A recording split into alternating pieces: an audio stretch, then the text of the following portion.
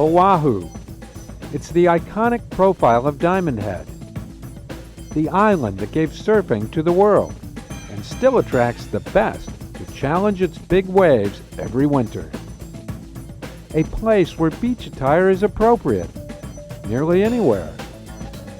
Where classic hotels keep families coming back for generations. And vast cattle ranches are transformed into Jurassic Park and Godzilla's jungle. Come with us as we go for a dream drive on Great Drives, Oahu.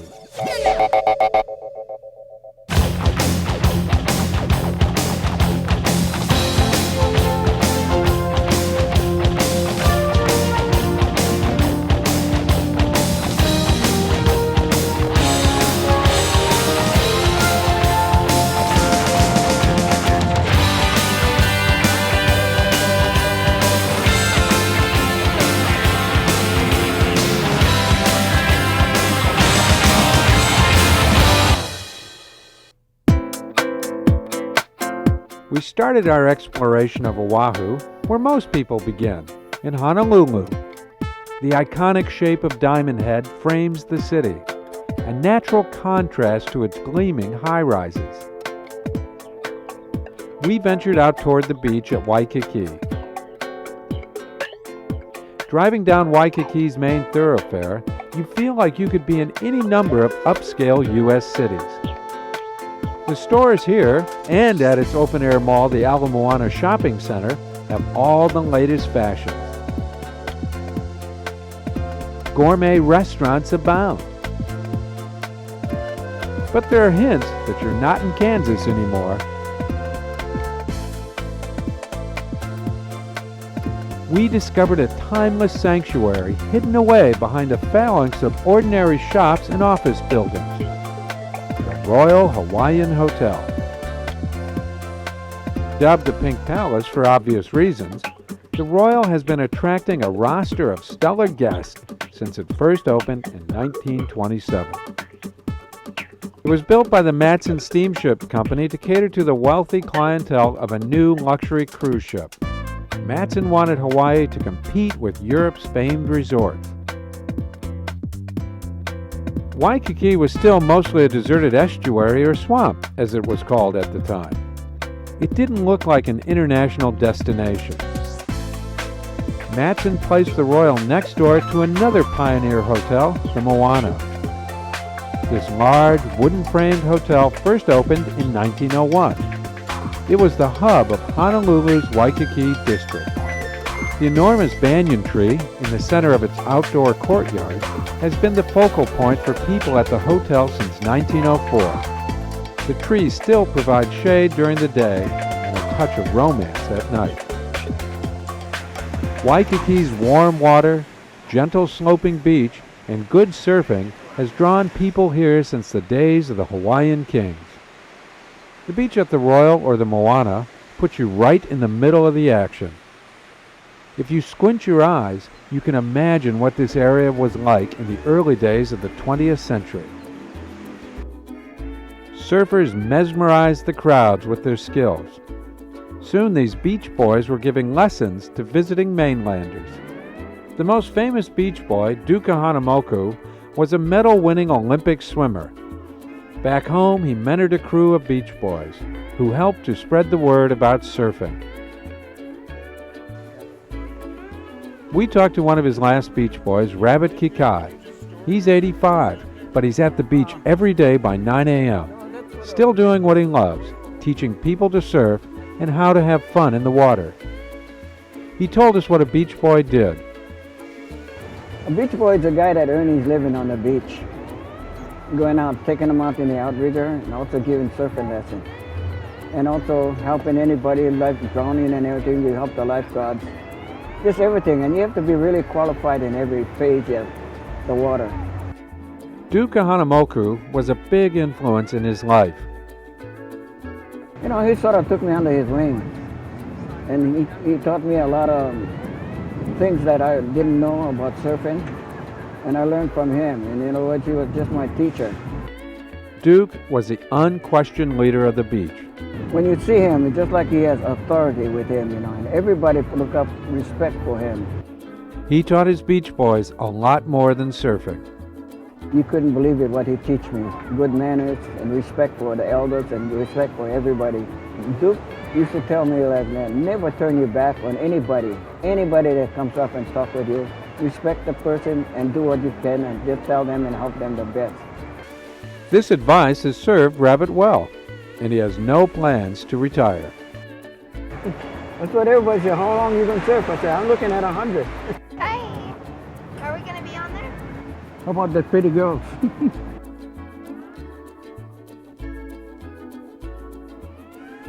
Almost everyone who comes to Hawaii buys an Hawaiian shirt. It's one way to get into the Aloha Spirit. Finding just the right shirt can be a challenge. We found a place that has the largest collection, Bailey's Antiques and Aloha shirts.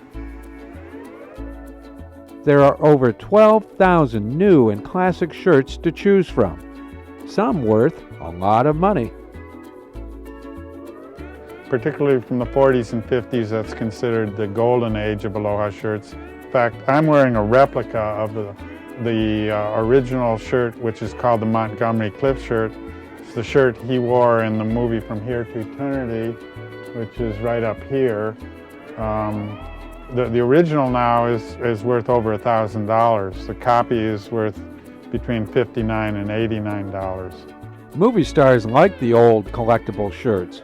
Nicolas Cage, Peter Fonda both bought, and Matt Dillon just recently, multi-$1,000 shirts because they drape better, they look better, and it's a little mind-boggling for me. But when I saw Jimmy Buffett at Fenway Park, he was wearing our most expensive shirt, which he could afford, but most people couldn't afford $5,000. Don't despair. Bailey will find an Aloha shirt you can afford. He has replicas of the expensive shirts and thousands of used shirts priced from $4 to $40. You can also load up on vintage surf albums, postcards, cruise ship menus, and more. There's no reason to leave empty-handed. Now, suitably attired, we were on our way to First Fridays, Honolulu's monthly art gallery crawl. It's in an area most tourists used to avoid, Chinatown. It was definitely a seedy part of town, and it has become much more of a hip arts and cultural part of town now since the art galleries have come in here. So it's definitely the place to be on the first Friday of every month. The galleries were packed, and we saw a wide range of styles. Fiber art, painting, glass, and ceramics. There's a depth of talent that goes beyond traditional tourist collectibles. Being in Hawaii appears to stimulate artists. Yeah, I mean, everywhere you look, it's a beautiful environment. So how could you not be inspired here? You know, it's a good place to be. We were inspired by Peggy Chung. She has Lou Gehrig's disease, and after she was not able to use her hands anymore, she started painting with her mouth, putting a paintbrush in her mouth, and so she has some great, fantastic pieces of artwork in there, and they're kind of honoring her as their First Friday piece. Oh, how nice. Let's go take a look. Yeah, we'll check it out. She's a watercolor artist. She is fully paralyzed at this point, but full of life and continues to paint in different ways. And one of the ways she continues to explore the arts is by teaching. She had a recent class paint about the themes of love, gratitude, joy, and creativity. She taught those classes with, of course, painting assistants, and she uses a computer to communicate called the iResponse Erica system. And so that's a infrared technology, and it scans the retina of her eye, and her eye then controls the cursor, and she can type out on a keyboard interface and communicate with the class. They had a simpler version on hand for the opening. She looks at numbers that coordinate with the letters and spells out that way. 5T 2 N-I Peggy made us realize the importance of never giving up.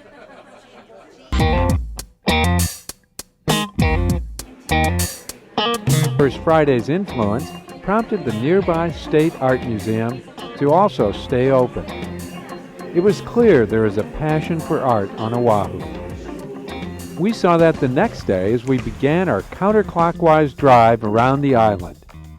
We left Honolulu and headed up the Waikiki Heights. Our first stop, the Contemporary Museum. Housed in what was once a private home, the museum takes advantage of both its outdoor and indoor spaces to showcase its collection. It was hard to compete with the natural wonders surrounding us. The road past the museum, the Tantalus Roundtop Drive, is a perfect escape hatch from the city.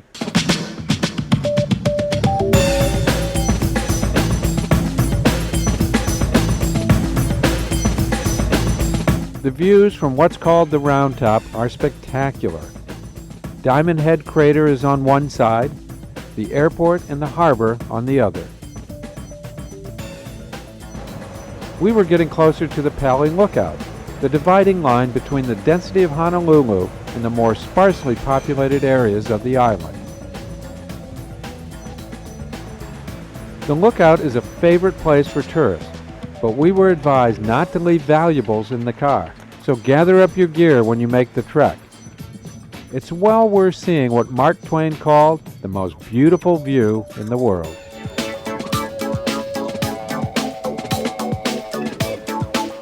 This stunning sight saw one of Hawaii's bloodiest battles. The invading forces of Kamehameha, chief of the Big Island, Hawaii, repulsed Oahu's defenders in 1795. Approximately 400 warriors died in the battle. Many fell to their death. The victory at Pali and then on Kauai allowed Kamehameha to unite the Hawaiian Islands and become its first king. We were heading for Kamehameha Highway as we made our way to the windward or east side of the island. We were still in a pretty urban environment, but this would only last for a few minutes.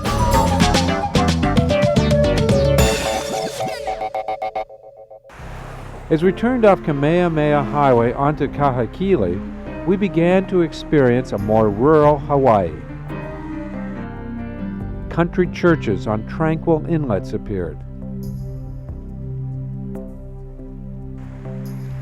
And there were other reminders of a pre-franchise world.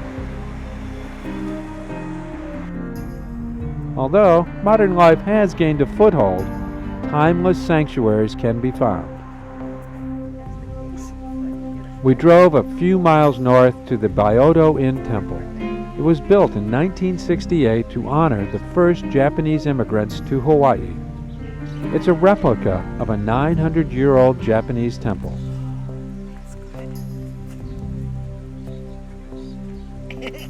Its 5-foot-high, 3-ton brass bell is similar to the one in Japan. It's rung before entering the temple.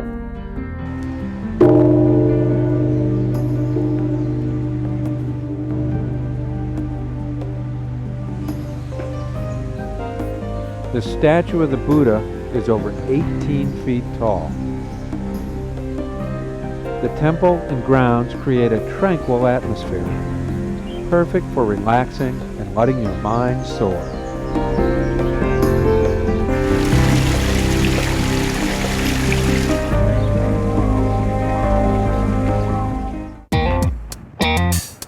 Calm and our spirits cleansed, we were ready to see what Oahu's backcountry really looks like.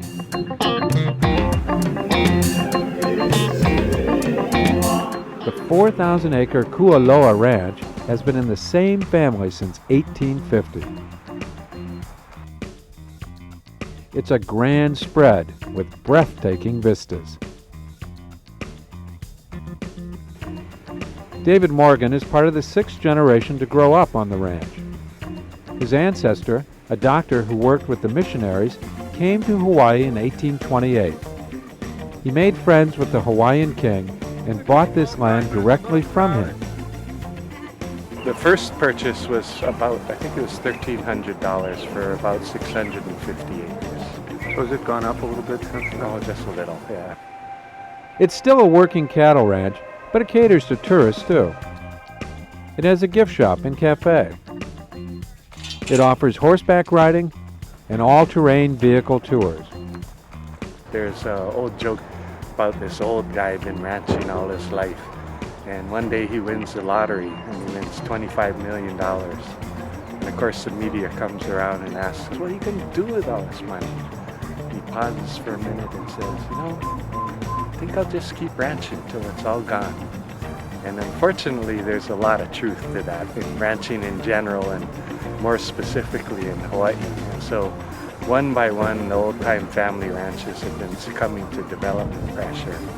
And we didn't want that to happen here. And so back in the 70s, we started taking out trail rides, charging people to ride a horse. David offered to give us a trail ride in his pickup.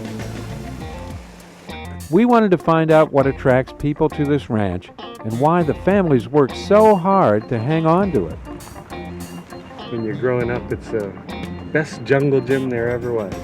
Great backyard. Horseback riding is a tradition at the ranch. I don't remember the first time I rode a horse.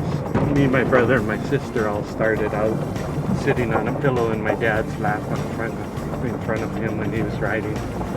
This idyllic spot also felt the threat of war. The Army built an airstrip and gun emplacement during World War II. The bunker is still here.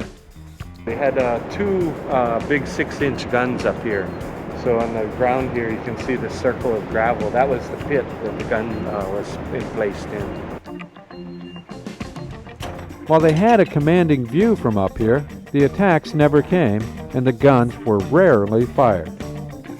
They were actually only fired twice, just for practice. And the first time they fired them, the noise was so loud, all the houses in the area collapsed. The second time they fired them, they all stood back up. A slight exaggeration maybe, but the neighbors on the surrounding ranches weren't happy, so there was no more practice. Today, the only gunfire that's heard is from the prop guns used on the many movies shot at the ranch, and from their own shooting range. We were off to find the locations for some of these films.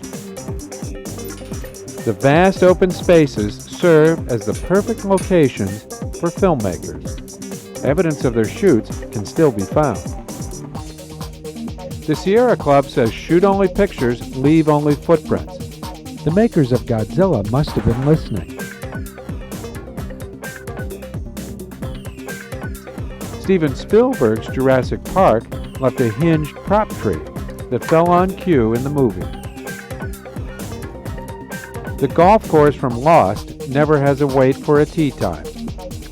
But former sets aren't the only historical structures on the ranch. There are also the ruins of the first sugar mill on Oahu. This mill launched a huge industry on the island. What happened is in 1861, the Kingdom of Hawaii signed what they called a reciprocity treaty with the United States, because in 1861 the Civil War had broken out and most of the sugar for the northern United States was coming from the southern United States, so suddenly there was a sugar shortage. The treaty allowed Hawaii to export sugar duty-free to the U.S. The whole sugar industry just exploded over a period of just a couple of years. Around the state, thousands and thousands of acres went into production in a short period of time. Unfortunately, the sandy soil under this mill wasn't suited for growing sugar. David's forebears switched to cattle, and the rest, as they say, is history. The ranch is surrounded by history, including a huge fish pond, once used by Hawaiian royalty. It was built to produce fish. The Hawaiians developed kind of a unique form of aquaculture. It is connected to the ocean through a series of gates that we'll go to in a minute. The gates let the adult fish in to lay their eggs. The spring-fed pond was a nurturing place for the young with its mixture of fresh and ocean water and food. When the fattened fish tried to return to the ocean, the gate blocked their exit. And so you could wait until you think, oh, that's enough fish in there. And then you drop a fence on the inside and then with a scoop net, scoop them out. Keep in mind, the Hawaiians developed this technique 800 years ago.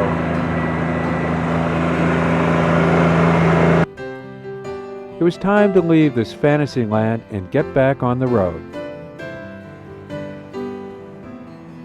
The road hugs the coast as you head north, then turns inland as it approaches Turtle Bay at the top of the island.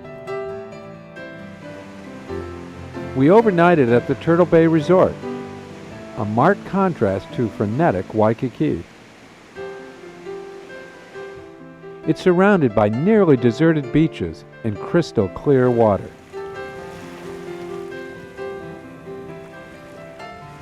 Because the highway cuts inland before the resort, it makes access difficult for the general public. There are miles of empty beaches to explore. Just another day in paradise. Of course, there's a jacuzzi and pool for you to relax in after a hard day at the beach.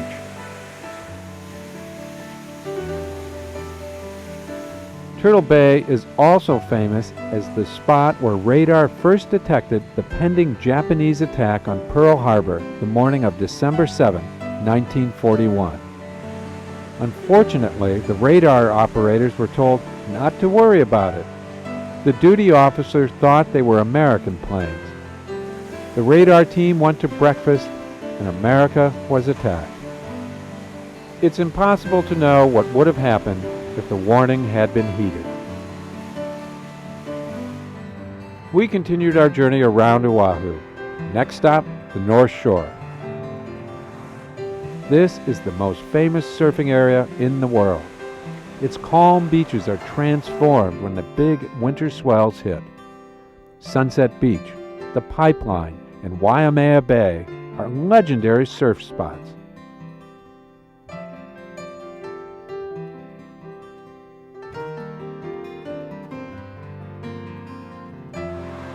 There's a gentler side to Waimea Bay.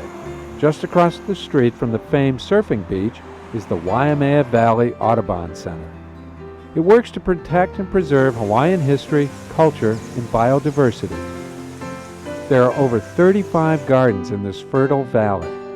It's inviting to stroll among the vast array of spectacular flowers and other plants, many endangered. There's also a waterfall that's good for swimming when the water is calm and clear. The whole experience is overwhelming in a very subtle way. Well, I think that when you're in the presence of unexpected beauty like this, you're emotionally disarmed. You're sort of fertile soil for enlightenment. You can be transformed more than informed. Suitably transformed, we hit the road again. As we entered Haleiwa, we spotted an outrigger canoe. We felt like we journeyed back in time.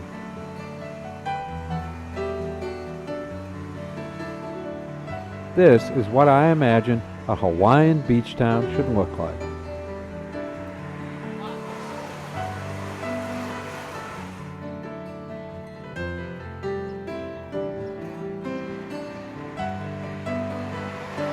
Everyone seemed to be eating a shave ice. It's like a snow cone with lots of tropical fruit syrup set over a scoop of ice cream. Try either Matsumoto's or Aoki's. You won't regret it. We regretted that there was a plane to catch. Our stomachs were full of shave ice, and our hearts and minds were full of memories that will last a lifetime.